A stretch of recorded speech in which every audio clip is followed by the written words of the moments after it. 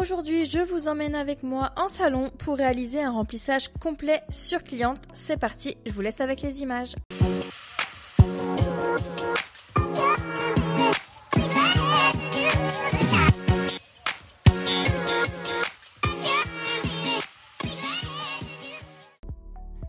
Je commence par la dépose avec l'embout Tuxtène numéro 9 de chez Eliamage. C'est un embout cylindrique arrondi en carbure de tuxtène qui permet de retirer la matière rapidement tout en restant sécuritaire pour l'ongle naturel.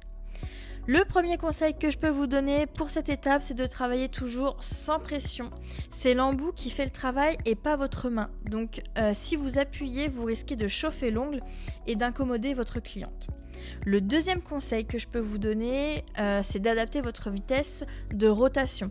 Donc pour un retrait efficace, je travaille généralement au maximum, donc entre 30 et 35 000 tours par minute. Mais après, cela dépend de votre habitude et de vos embouts et surtout de la matière que vous avez à retirer. Et le troisième conseil que je peux vous donner, c'est de penser à orienter votre mouvement dans le même sens et de rester régulière. On évite les va-et-vient trop rapides qui vont fragiliser la structure de l'ongle.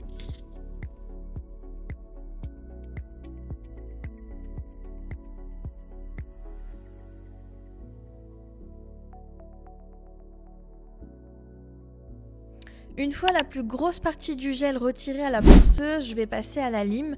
Ici, j'utilise une lime 2001 en grain 100-180 qui vient de chez Eliamage. Le côté 100 va m'aider à retirer les dernières épaisseurs de gel, tandis que le côté 180 plus doux va me permettre d'égaliser et de lisser la surface. C'est à cette étape que je viens vraiment donner la forme définitive de l'ongle puisque je vais faire du sans limage par la suite. Je rectifie mes parallèles, je travaille la symétrie et j'affine légèrement les côtés si nécessaire. Petit conseil, gardez toujours votre lime bien parallèle à l'ongle, surtout sur les côtés pour éviter de creuser et de fragiliser le point de rupture. Une dernière astuce, vérifiez régulièrement vos ongles sous différents angles. Le regard du dessus mais aussi de profil et la vue de face pour être sûr que la forme soit parfaitement équilibrée. Puis je termine par un dernier passage d'égalisation sur l'ensemble de la plaque pour obtenir une surface homogène prête à recevoir tout le protocole. Par la suite, donc, ça va être mon primer, mon déshydratant, mon primer, ma base et ensuite ma construction.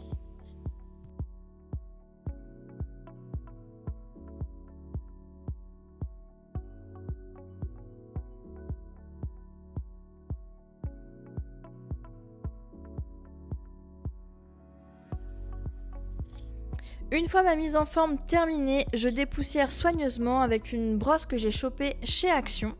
Puis je viens repousser délicatement les cuticules avec mon double pouce cuticule qui vient de chez Eliamage, c'est le Vendôme. Donc moi j'aime bien utiliser le côté le plus petit parce qu'il s'adapte plus facilement à l'ongle de ma cliente.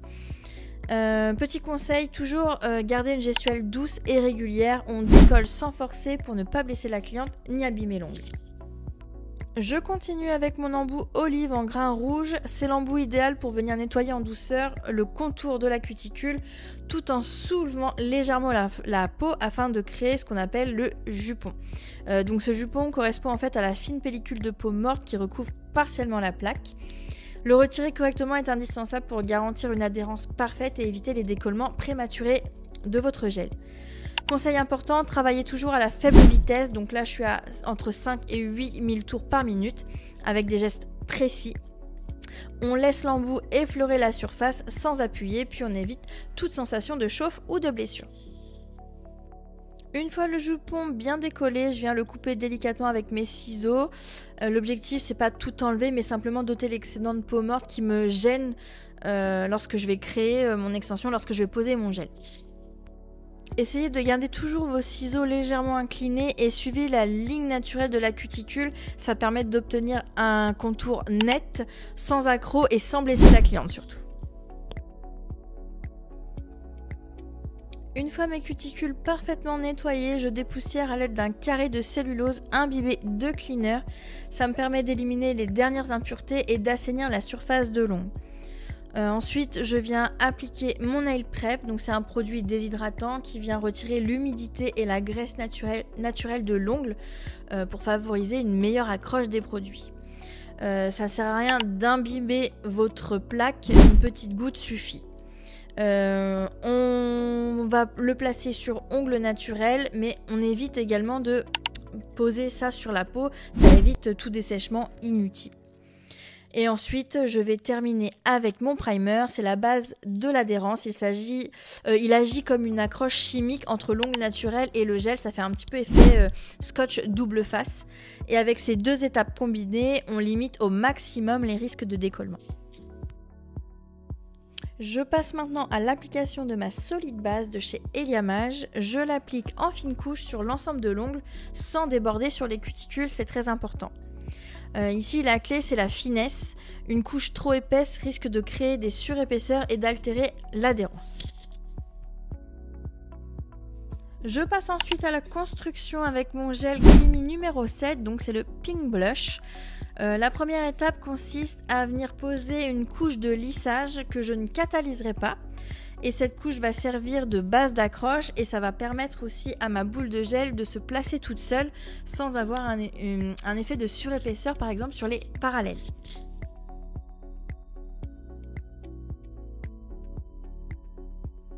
Ensuite, je viens déposer ma boule de matière au niveau de mon apex et je l'étire délicatement de la cuticule vers le bord libre en travaillant par des petits mouvements de U.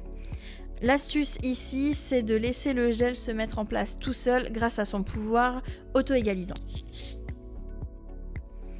Plus je descends vers le bord libre, moins je mets de matière. Le volume doit rester concentré au niveau de l'apex pour un ongle solide mais élégant. Vous pouvez également vous aider d'un pinceau liner pour faire glisser la matière sur les côtés.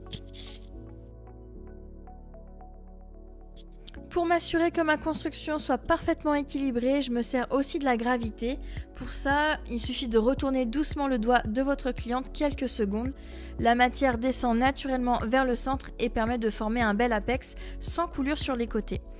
Gardez toujours un œil sur la cuticule. Si vous voyez que le gel commence à migrer, ramenez-le immédiatement avec votre pinceau avant de catalyser.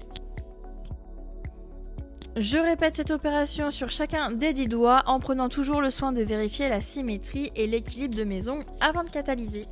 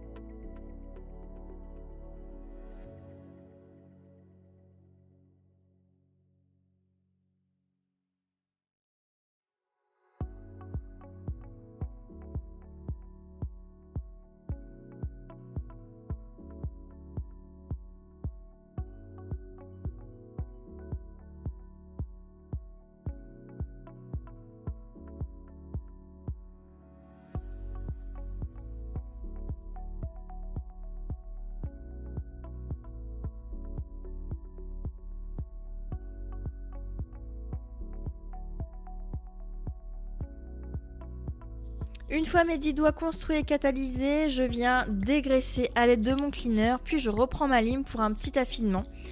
Ici, je ne fais pas une mise en forme complète puisqu'on a fait du sans limage, mais je viens simplement peaufiner ma ligne et corriger les petits défauts s'il y en a. L'objectif, c'est de gagner du temps. Si votre construction est bien faite dès le départ, cette étape doit rester légère et très rapide. On rectifie juste la symétrie, on affine légèrement les parallèles et on s'assure que chaque ongle soit bien équilibré. On passe maintenant à la décoration. Donc pour ce design, j'ai utilisé 2 couleurs de chez Eliamage, le 43 Beverly et le 94 Pamplemousse. Je dépose dans un premier temps le Beverly, puis le Pamplemousse à l'intérieur sur un petit papier. Donc là c'est un papier chablon tout simplement, mais si vous avez une palette c'est encore mieux. Et je viens mélanger les 2 couleurs entre elles avec un dotting tool afin de réaliser un semblant de marbré. Je repousse un petit peu mes cuticules, puis je viens poser la couleur Beverly dans un premier temps, le plus uniformément possible. Je viens faire les contours à l'aide de mon liner, puis je vais catalyser 60 secondes. Pendant ce temps-là, je viens prélever mon mélange marbré à l'aide d'un pinceau plat, puis je vais venir déposer la matière de façon aléatoire sur l'ongle. Le but ici, c'est de laisser les couleurs se fondre naturellement entre elles pour créer de belles marbrures uniques. Vous pouvez également vous aider de votre pinceau liner. Évitez de trop mélanger vos couleurs au pinceau, sinon vous perdez l'effet marbre. Laissez-les vraiment travailler naturellement. C'est ce qui va donner le côté élégant et naturel au rendu final. Je réitère l'opération sur le nombre d'ongles souhaités et bien entendu, je catalyse à chaque fois entre les 2 ongles pour éviter que le vernis semi-permanent ne coule ou ne se déplace partout dans la cuticule. C'est un petit réflexe qui est important, mais ça permet de garder des marbrures nettes et bien définies.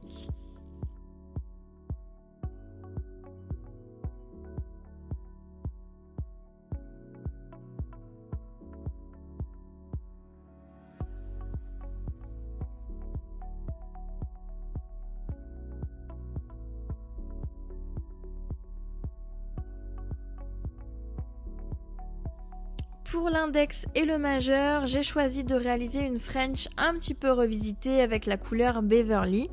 Donc je trace ma French mais je la catalyse pas tout de suite et avant de passer sous la lampe, je vais utiliser mon pinceau liner pour venir rajouter quelques marbrures avec du coup le VSP Pamplemousse.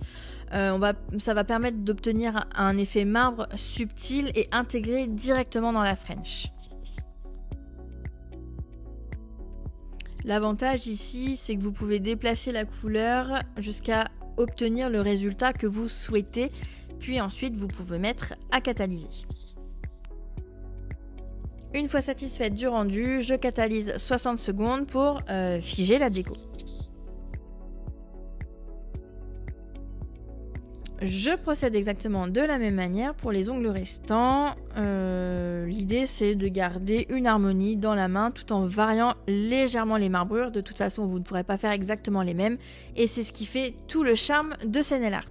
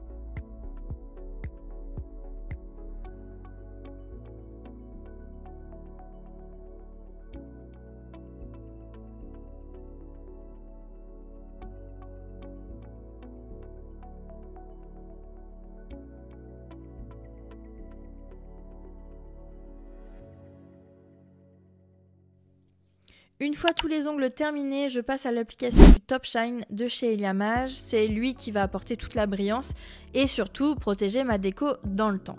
C'est vrai que souvent en live, je vous conseille de poser la finition doigt par doigt, surtout pour éviter les coulures et d'avoir un joli fil de lumière. Mais je sais qu'en clientèle, on n'a pas toujours le luxe de le faire, on n'a pas toujours le temps. Donc personnellement, je catalyse généralement les 4 doigts ensemble, puis je termine à part avec le pouce. Ça permet de garder quand même la rapidité sans compromettre la qualité. Je trouve que c'est une bonne alternative. Une fois mon Top Shine bien catalysé, je reprends ma lime et je passe un petit coup par le dessous de l'ongle. Ça permet d'éliminer les éventuelles coulures ou les petits surplus de matière pour un rendu parfaitement net et soigné. C'est un petit geste qui paraît peut-être anodin, mais qui fait vraiment toute la différence. Il affine visuellement l'ongle et apporte un résultat beaucoup plus professionnel. Et pour terminer, j'utilise le Cleaner Shine. Il va me permettre de dépoussiérer une dernière fois, mais aussi d'hydrater et de lustrer l'ongle pour obtenir une brillance optimale. C'est vraiment la touche finale qui met en valeur tout le travail réalisé, un ongle propre, net et ultra glossy. Et voilà, la pause est terminée. Si cette vidéo vous a plu et que vous voulez continuer à progresser, n'hésitez pas à vous abonner à ma chaîne, à liker cette vidéo et à partager. Et si vous souhaitez aller plus loin, retrouvez toutes mes formations complètes directement sur mon site internet. Elles sont conçues pour vous guider pas à pas et vous permettre de développer vos compétences sereinement. Merci d'avoir suivi ce tuto et je vous dis à très vite pour une nouvelle vidéo. Ciao!